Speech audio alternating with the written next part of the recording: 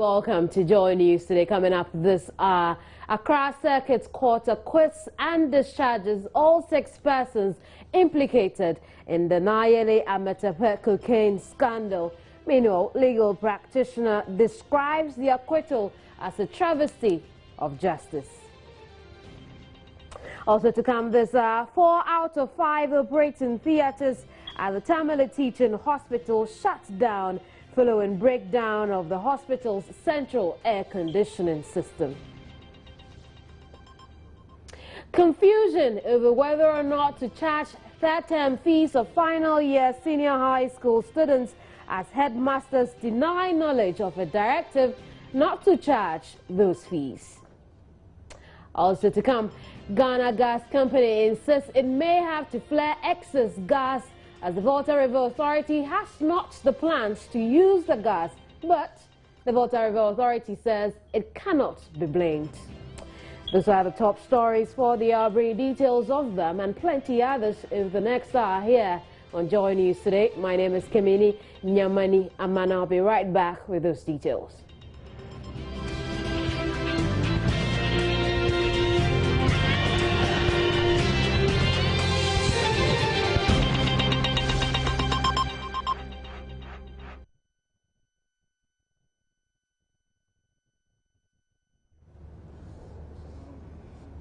Thanks for staying on the program. Now, the Attorney General has withdrawn the charges it brought against some 6 persons it alleged abetted the crime of exporting cocaine from Ghana.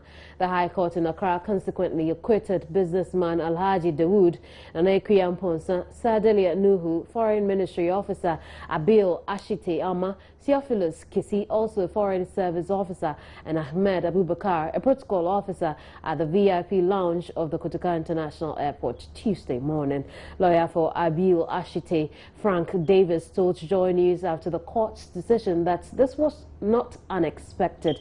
He said he was grateful that the prosecution's actions has maintained the integrity of the criminal jurisprudence. Joy News' Kwatia Fred Nyama was in court and spoke with me on News Desk.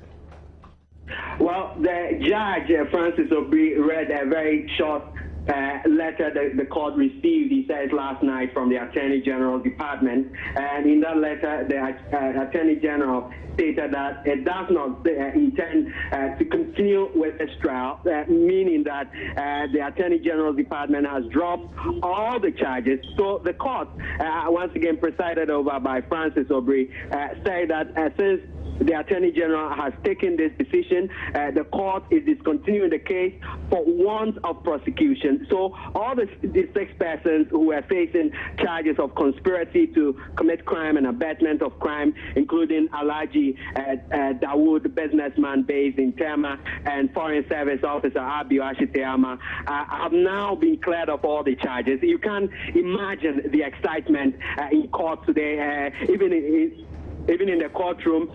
And outside, family members, friends here to solidarize with them. And immediately, the court made the pronouncement. There were smiles on the faces of these 6 accused persons. Well, I spoke to one of the lawyers for the 6 suspects, Frank Davis, who represented Foreign Service Officer Abiy Ashiteyama, who was implicated at the center of this entire scandal. He says that, well, this was to be expected. As you may recall, at the last sitting, the judge threatened to throw out the case because he said that anytime prosecutors came to court, they gave reason that they were yet to conclude their investigations, and that was the basis for a number of adjournments, more than 5 adjournments. And he said that if they continued on that path, he would be left with no option but to throw out the case. So today's trial was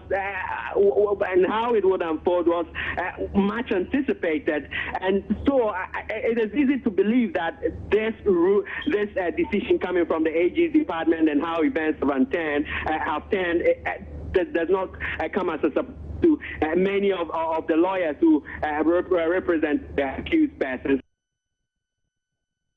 On the back of this ruling, private legal practitioner Maurice Ampao is claims the ruling reflects the weaknesses in prosecuting cases to a logical conclusion in Ghana. You know, on Joy News, I predicted that this is exactly what is going to happen, and it has happened, and it shows how unserious this nation, our system has become. It was well orchestrated, and it's a shame. It's a shame because you use these suspects in order to play the whole cocaine saga shame, and then quickly brought them before the court without evidence, and you think that you can secure conviction, and it's that.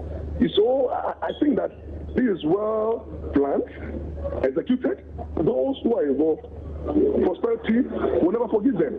Well, because it's that day for our justice system. Morris, I'm grateful for your time. Morris, now, the Convention People's Party staging a protest in Accra over what the party describes as social and economic injustice in Ghana. The demonstration coincided with the 49th anniversary of the overthrow of Dr. Kwame Nkrumah, who founded the party to lead the country into independence. The action is also being used to demand the return of the party's assets, which were seized after Nkrumah's overthrow. The Convention People's Party is also asking government to deal with the difficulties facing the country, including the energy crisis and economic decline. Joy News' Derek Ekosam has been covering the demonstration and now joins me in the studio. Thanks for being here, Derek. Well, you're welcome, Kamini. What has the leadership of the party been saying about this demonstration? I think that primarily this picketing is actually to impress upon government to release some party paraphernalia, that is buildings and other infrastructure belonging to the party that were seized in 1966 when Osajifo Dr. Kwame Nkrumah was overthrown. And they say that when these items are returned to them, they would bounce back and become a major political force in the country. They say that they are not being able to function as they should because they don't have the requisite infrastructure to work. And so they now have to rent a party headquarters when in fact before Dr. Kwame Nkrumah was overthrown, they had the current Ministry of Information building as their party headquarters. So they're asking that that particular building, together with one other building in Sunyane, the regional police command, they see that that one is also for them, and so it should also be returned to them. And then apart from this particular thing that they are asking for, they are also asking that government does a lot to take us out of the current power crisis, together with other economic hardships that we find ourselves in.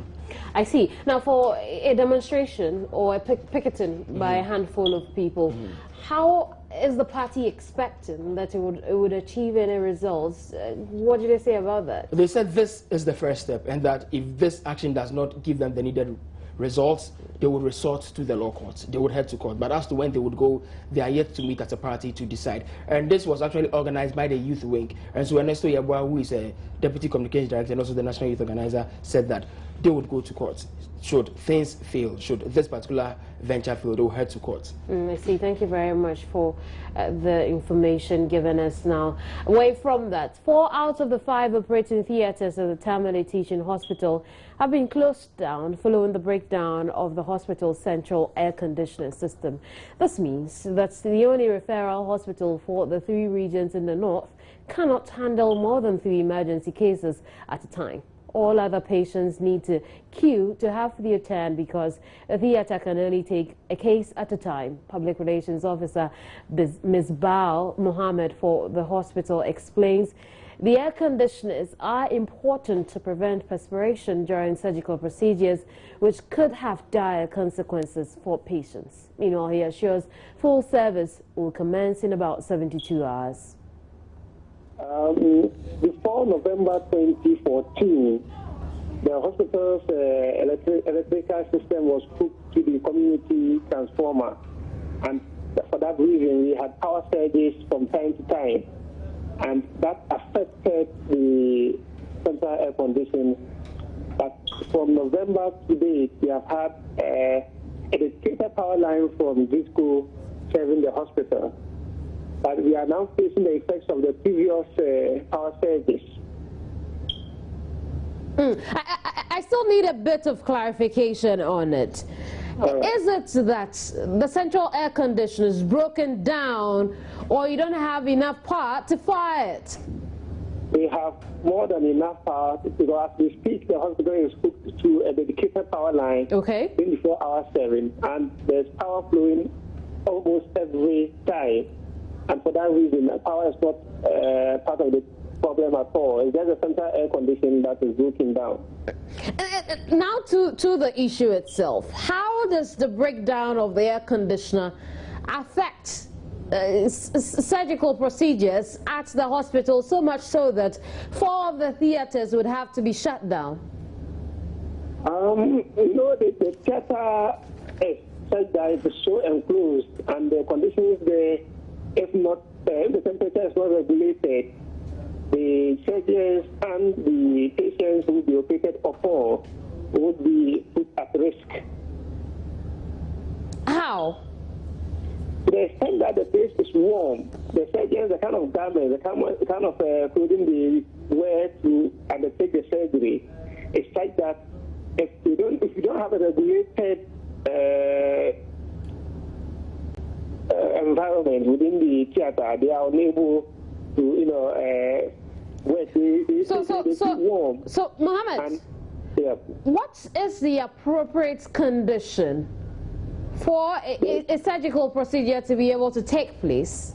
The surgical theater should be such that the surgeon and the patient who is being operated on will not perspire or sweat in the course of the procedure. Great. Now, this problem has persisted since November 2014.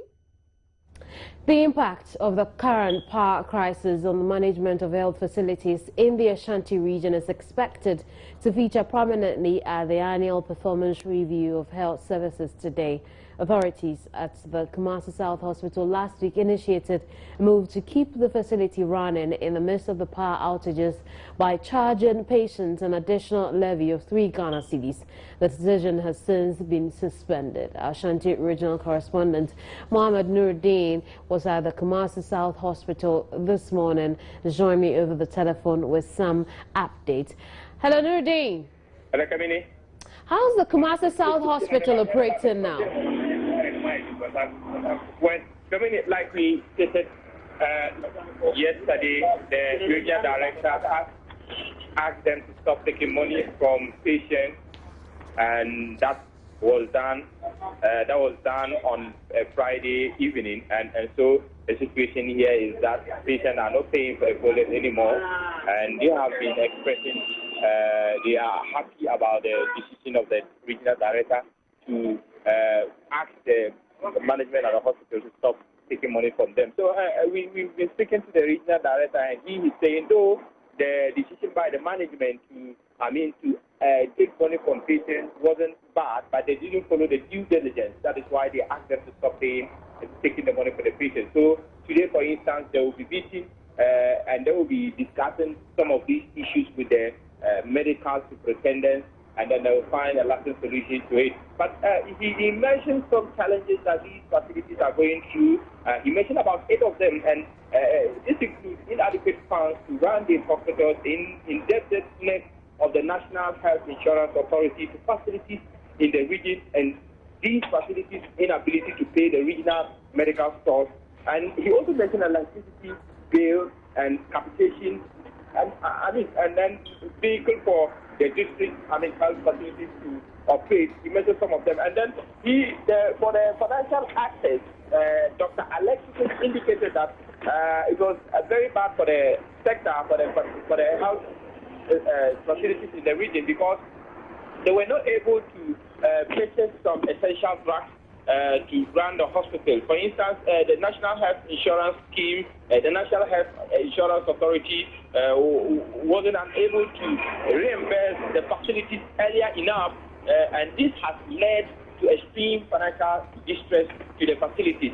He also mentioned about the the facilities, the health facilities, owing the regional medical stores to a whooping sum tune of 11 million Ghana cedis, and this has also affected the regional medical stores to supply them with some essential medicine as well. So these are some of the challenges the regional health director, Dr. Alexis, was, very concerned about, and he's putting the authorities in charge of the Ministry of Health, and then the government to come in and then have these facilities in the region so that they will be able to. But Nuruddin, as it is asserted.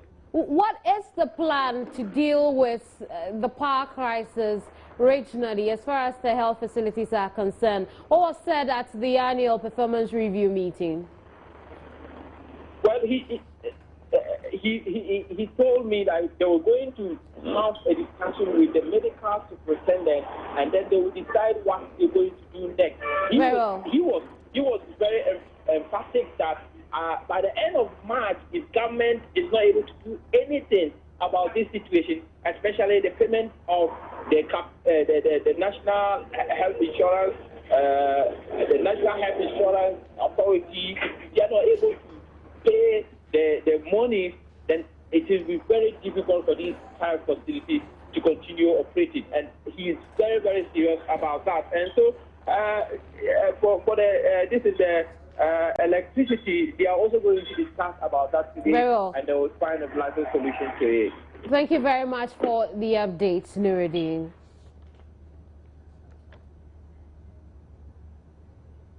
Away from the health sector, there is sufficient gas in the country to produce enough electricity. In fact, it could end the power crisis facing the country. But all of that gas could just be flared or burnt off because the thermal plant at Abuaze cannot receive and store it. Yes, Chief Executive Officer of the Ghana Gas Company, Dr. George Sipayanki. And it's unfortunate. We feel so happy after all the sweat and the toil because of this, you're unable to do that. So eventually, if this continues for a long time, you may have to ramp up post 150, supply VRA with a 50 million, and then flare 100 million cans of gas, per day.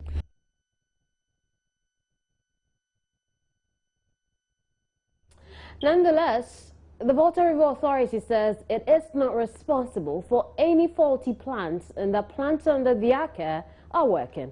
It is the power generating firm TICO's plants that are not. Joy News' George Riafe has been following the issue, and he explained to me earlier on Joy News Desk.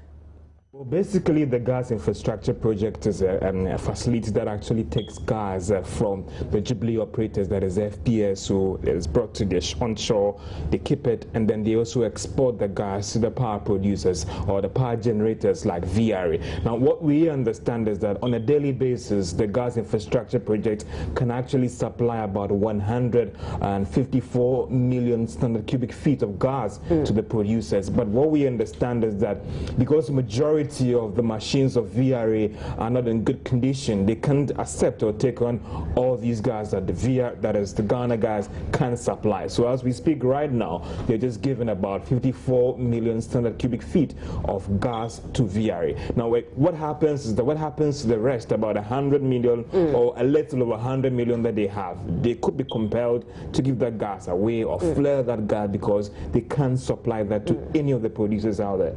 There's always a thin line as in who manages plant A, plant B, and plant C. You have TICO, you have the other independent power producers, and of course the Volta River Authority. So there's always a thin line between who manages this particular plant and the other plant, and that is why the Volta River Authority is making that argument that you can't blame us that we are the cause of this problem. We actually said that we can purchase this amount of gas, and that is what we are receiving. But when you also speak to the Ghana Gas Company, they argue that they got the commitment from VRA initially that we can take on these volumes of gas, and that is why they also prepared to supply this to the VRA. Still to come here, confusion over whether or not to charge third-term fees of final year senior high school students as headmasters deny knowledge of a directive from the Ministry of Education not to do so. Detail of that story when I return. I'm glad he stayed on the program. Now, the Ministry of Education has cautioned headmasters of senior high schools to desist from charging third-term fees, which the ministry describes as a violation of government policy. It has further urged parents to resist and report any attempt to lure them into paying school fees to the ministry.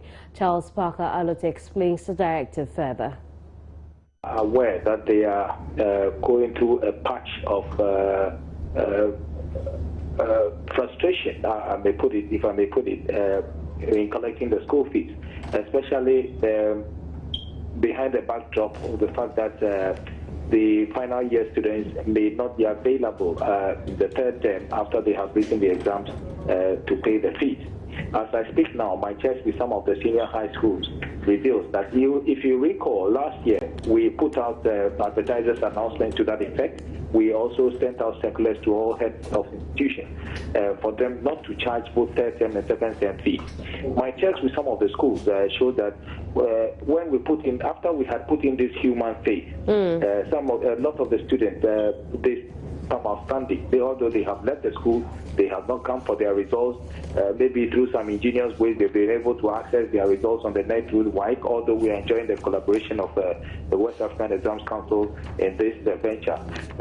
But however, some students have still not paid, although we gave that human face. And therefore, they are weakened as to what to do this year too.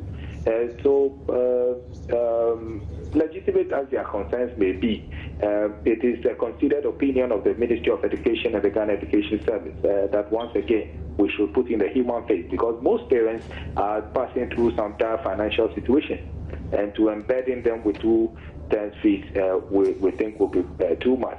More so when the fees that we charge is what we call the termly fees. They pay by term and not pro rata, as I can put it. Park, I'm a bit confused here. Yeah. The directive is that third-term fees should not be taken from final year students. Is that it? Yes, that is it. Because they have not entered the third term. You know, as I explained, I gave you a background that because the heads of the institutions are having a hard time collecting the fees from them, especially when they have finished writing the exams. They think that they have to collect the fees now that they can find the students in school. So it is like pay up before you write the exams, both second term. Because in any case, the third term, they have just a few weeks to write the exams, and after which they are no longer available for the heads to collect their fees. But what I'm saying is that we still insist, withstanding all the difficulties in collecting the fees, that because parents are having this hard time finding the wherewithal to pay the fees. In sharp contrast, President of the Conference of Heads of Assisted Senior High Schools, Samuel Forijaye, discloses to Joy News neither the Ministry of Education or the Ghana Education Service has given such directives. We as CHAS have not received any directive that students should not pay 2 terms fees. The issue is this: we don't pay 2 terms fees in 1 term. So what it means, therefore, is that the second and the third term fees of the final years should not necessarily be paid. So there is no way you can ask the final year students to leave the school on the 27th when the second term officially closes. So that is the reason why they have some commitment to settle for the third term. And it is not the entire third term, because they will be leaving by the middle or the 3rd week of May. So the arrangement has been that they will pay for the number of days that they will leave in the school for the feeding. But what the ministry is saying currently is that it has come to its attention that some headmasters are charging the 2 fees in the same term, and in fact they are not even allowing students to come because of their inability to pay. No, we've talked to our colleagues about it. We are battling with the recalcitrance of some students and parents not paying their fees. I wish we could one day aggregate the debt that final year students owe the various schools.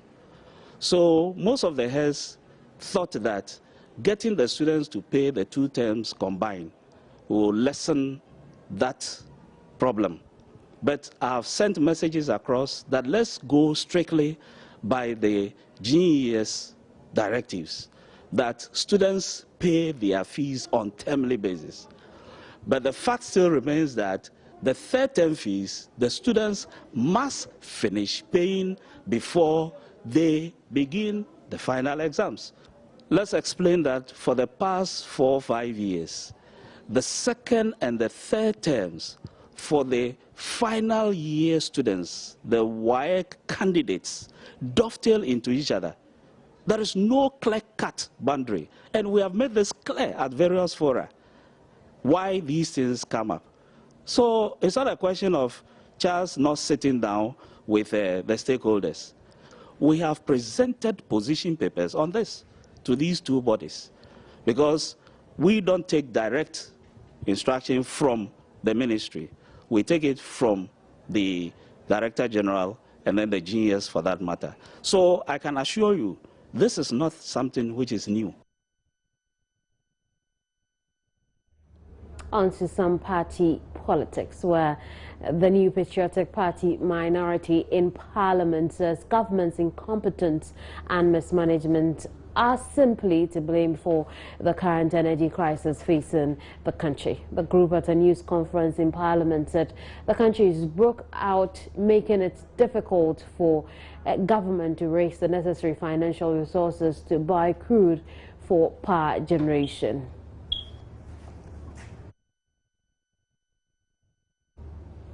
Elton John Brobe is a parliamentary correspondent and now joins me over the telephone with some more. Hello, Elton.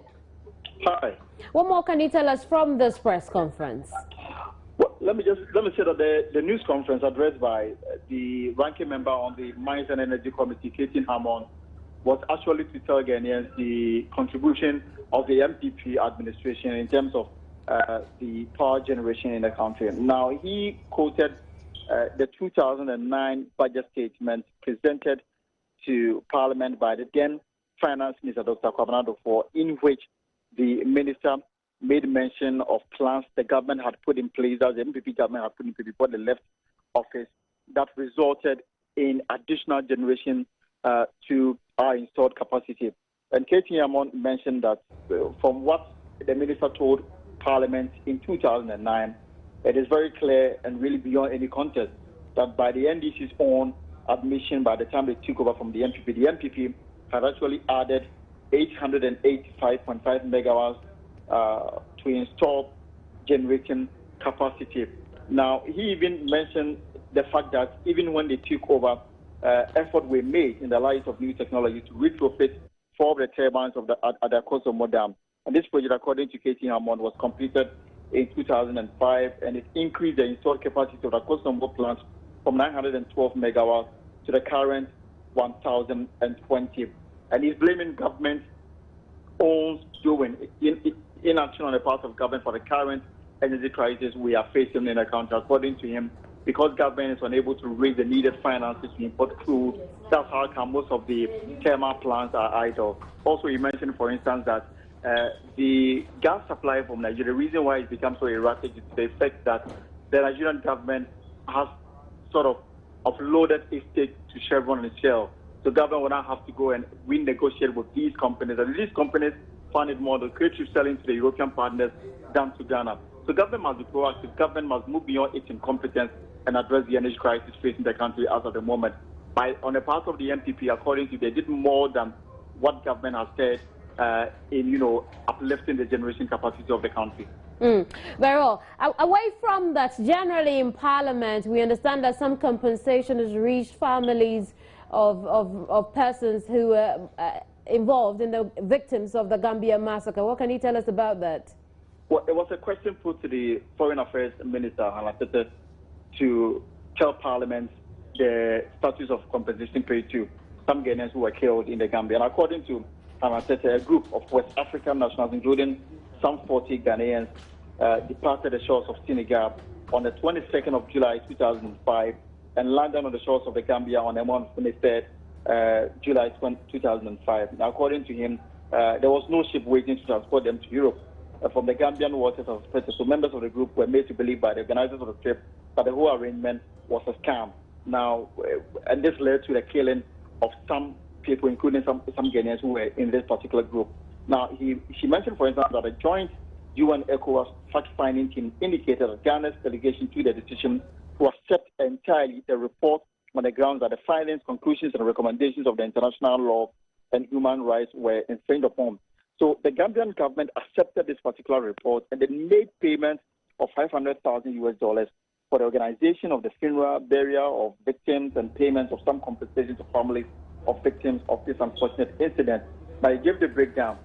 The long and short of it all is that the government has so far paid 480,000 Ghana cedis as compensation to 44 people who were killed in the Gambia. However, there's an additional amount of 280,000 that was left because not all the claimants came forward to receive the compensation. So this particular amount of money has been redeposited into government chest.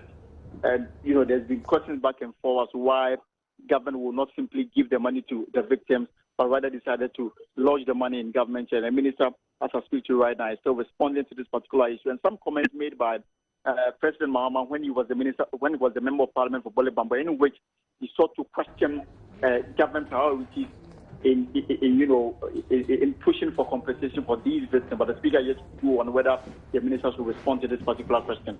Very well, Elton, I'm grateful for your time. Thank you very much.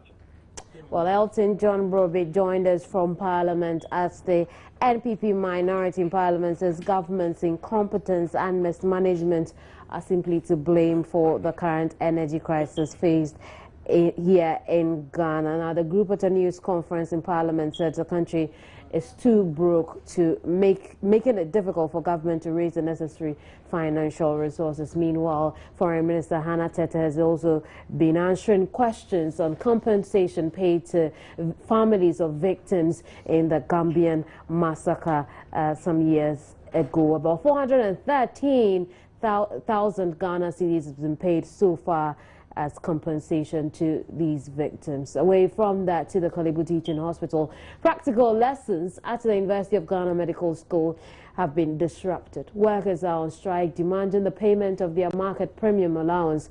More than 1,000 staff made up of drivers, orderlies, cleaners and other support staff have boycotted work, leaving some facilities, including the main dental department, closed to the public. Fred Smith has been there and now joins me in the studio with more. Thank you very much, Fred, for joining us here. Welcome. Tell us more about the impact of the strike.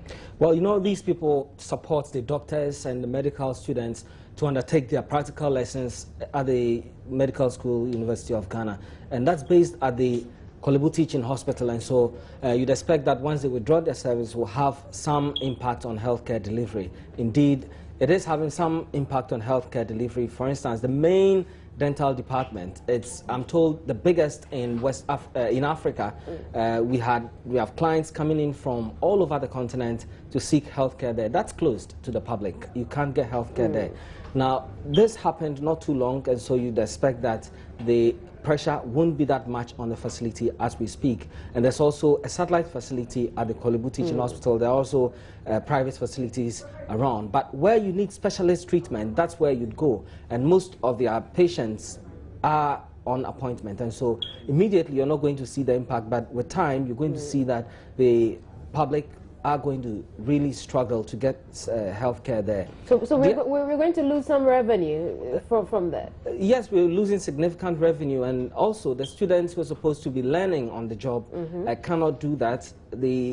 Those on strike include drivers as well, who convey students to the various hospitals around the city to undertake their practical lessons. For instance, today I met students who were to go to the Accra Psychiatric Hospital to support the work there. They were also stranded because there were no drivers to transport them to their location. So that's how patients and students are feeling the impact of this strike. The impact of the strike. Has management of the hospital reacted to this while you were there? Well, the chairman of the Teachers and Education Workers Union, he is currently in a meeting with management of the school. They're trying to find a way out of this situation, but it's not the first time it's happened. Last year there was another strike over allowances on their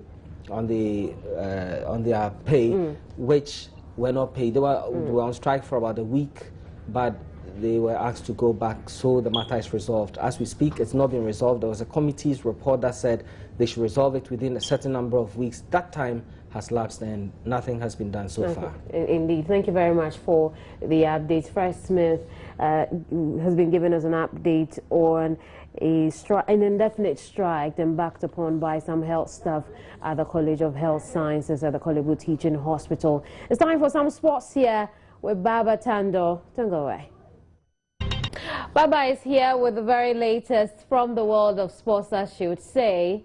But what's coming up in sports? Hearts and Kotoko are in the news, and you know anytime they're in the news, it's either for controversy or for some trouble. I don't know what that means. Okay. I don't know what that means. I'm going to stay on. You have to stay on and listen. Sure. And listen. I'll stay Definitely. On. And former Hartlepool player and coach Mohamed Ahmed Polo has hit out hard on local football administrators and referees, accusing them of bribery and corruption. Now, the former striker believes this is the reason for the poor level of the Ghana Premier League currently. Of corruption in bribery in football today, because a lot of paying the referees to influence the match results, you know, is just too much, and that is what is wasting our football. And if we are not careful, our football will have no future. I'm saying it very clear. For you to go and let it, you know, everybody should stand on a platform. Let us play football. The best team should win, so others will learn from it. But if we are going to be influencing the officials, and that is exactly what has happened long time ago, and we hope it should be a change, because in the commission of inquiry, you remember Alaji Gruza is being in football for ages. He said it. Anybody who does not pay bribe, you know, should come out. I don't think so. Not our day. Not our day. We were playing finching. You see finching. You bought finching. The best have to win. But today, the recent time football, that is what is happening. You understand? It's one of the things that is, you know, is spoiling our football. Let's move to the camp of Kumasi Asante Kotoko, and their management is reeling under pressure with regards to sacked coach Masudi Dramani's replacement. Now, earlier reports this week, gathered by Joy Sports, that a directive had been issued from Mensha to reinstate Dramani as head coach, but this has been denied by the club's board of directors and executives. I have been joined on phone by public relations officer of the club, Kweku Ahinkwa. Hello, Kweku. Good afternoon to you. Yes, good afternoon. Kweku, what's the latest with regards to who is replacing Didi Dramani? Well, management will be meeting board, and I will be presenting the minutes of a meeting we had with the executives of National Circles Council. In fact, the regional bodies, or the 10 regional bodies of our National Circles Council, and we'll be presenting the minutes of the meeting we had with them. Apparently, they went over to Mensha yesterday to meet the chief of staff to make him understand they've thrown their weight behind management. Okay. And if it is Mr. Duncan that management would want to appoint to occupy the position of Kotoko's new coach, they, as fans, in fact, the recognized fans of the club, do not have a problem, and they support management with every breath of theirs. Kweku, quickly, tell me, how many people have been approached as far as Dramani's vacant position is concerned? I can't give figures, and neither can I mention. I'm aware you've spoken to David Duncan. Is it true that you've also spoken to Yusuf Abubakar? Coach Yusuf Abubakar is out of the equation now. He gave us reasons, reasons he cannot turn up, or he cannot, leave his club. So for now, it's just David Duncan, as per what you're saying. And a number of managers, please. Thank you very much. Kwekwa Henkra is Public Relations Officer of Kumasi Asante Kotoko. Now, to beach soccer now, and the Ghana beach soccer team, the Black Sharks, have been granted an extension to allow them participate in the Durban 2015 Elite Trophy in South Africa. Ghana have been given until Thursday, February 26, to submit their final squad, flight itinerary and other relevant information to tournament organizers of the 8-team competition. And it still remains that Ghana has only $20,000 out of the $52,000 that they need for the to make this trip possible. I have been joined on phone by President of the Ghana Beach Soccer Association, Yao Mpofu-Ankra. Hello, Yao. Good afternoon to you. Good afternoon to you, Rashida. Yao, have you been able to amass some more money? We're waiting for yours to add to what we've got. But seriously, no, but we're confident that we will be able to raise that sum of money. We're still talking to our sponsors, Cal Bank, to break their own contracts and top up for us. And they're very understanding. I think Cal Bank understands our position. They've given us the package for the whole year, and they're listening to us. But we've not had anything from the GSA or the Ministry of Youth and Sports. But we're hopeful that in the next 24, 48 hours, we should be able to meet that amount of money. Yao, what happened? I know you had a meeting with the Youth and Sports Minister, Mahama Yariga, just before you left the country. What has become of that meeting? Well, unfortunately, he was actually on his way out to an official trip to Saudi Arabia, and again, unfortunately, the Chief Director of the Ministry of Youth and Sports, Alhaji Yakubu, was also part of that trip, and the GSA president. So 3 key figures that would perhaps have pushed for us are not available. Having said that, I think they're making steps behind the scenes to see where we can get some support. So I'm very hopeful that once our flight has been put out there, it's not a huge sum of money. I mean, yes, it's considerable, but it's not a huge sum of money during the impact that beach soccer has made. Again, how much do you need again? Well, we have $20,000 US, and we're still outstanding $32,000 US.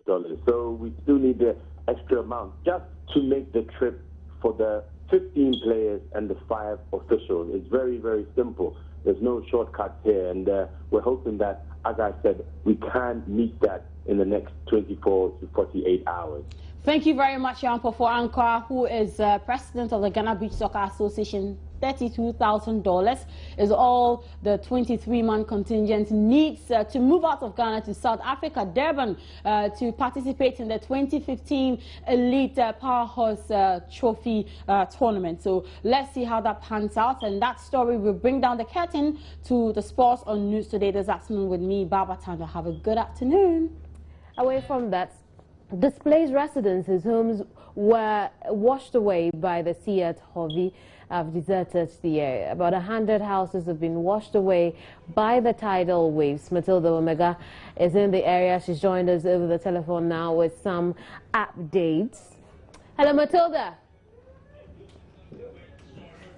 Hello, Matilda. Hello, I can hear you. Wait, what more can you tell us about from Hovi? Well, like you said earlier, the situation looks quite devastating.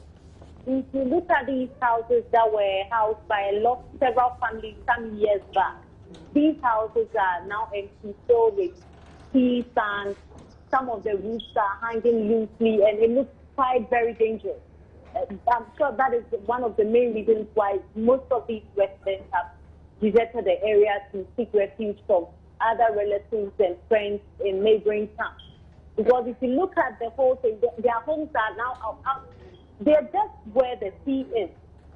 So this has been happening for so many years, and it looks like government is not taking any action to address their situation. Yes, for some time now, for some years back, government started with a sea defense project, which covers Keji, Boja, and Songwe, and some neighboring towns. But to find a permanent solution to end this tidal wave and its destruction, they are saying that if government is able to put up the sea defense, which will cover from Keta to Aflau, this will be a permanent solution to end all these situation because looking at it now, they do not know when the next thing is going to happen again. Matilda, we'll leave it here for now. We'll continue this conversation in subsequent broadcasts. Our top stories here on Joy News today. Accra Circuit Court acquits and discharges all 6 persons implicated in the Nigeria Metepe cocaine scandal. Meanwhile, legal practitioner Maurice Ampao describes the acquittal as a travesty of justice. Now, 4 out of 5 operating theatres at the Tamale Teaching Hospital shut down following breakdown of the hospital's central air conditioning system. Confusion over whether or not to charge third-term fees of final year senior high school students as headmasters deny knowledge of a directive not to charge those fees. And well, the Ghana Gas Company insists it may have to flare excess gas as the VRA has notched the plans to use the gas, but the Water River Authority says it cannot be blamed. Do find more news on myjoyonline.com. That's it for the hour. I'm grateful for your company here on Joy News today. My name is Kimini Nyamani Amana. Good afternoon.